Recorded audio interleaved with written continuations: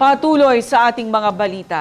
Mariing kinukondina ni Basilan Governor Mujib Hataman ang pagpaslang kay Ustadz Nazri Tarahin o mas kilala bilang Ustadz Bahang, isang miyembro ng Moro Islamic Liberation Front at kasalukuyang barangay councilor ng Baguindan Tipo-Tipo.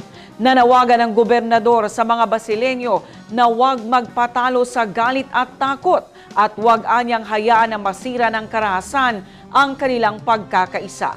Ang News Now mula kay Naphtali Velarde.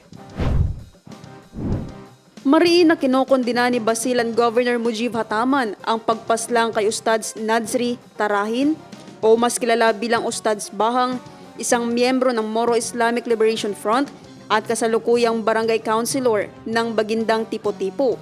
Ayon sa pahayag ng gobernador, mula sa karahasan, pinili umano ni Ustadz Bahang na magbalik loob at yakapin ang kapayapaan.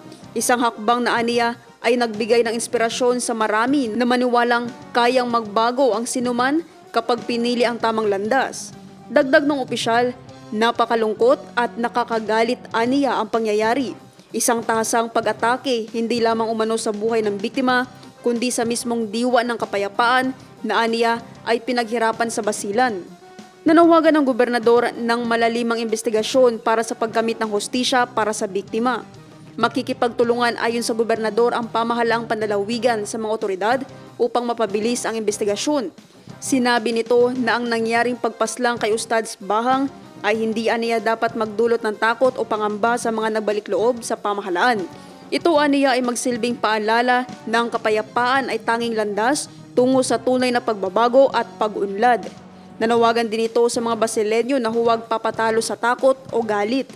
Huwag aniyang hayaang sirain ng karahasan ang pagkakaisa.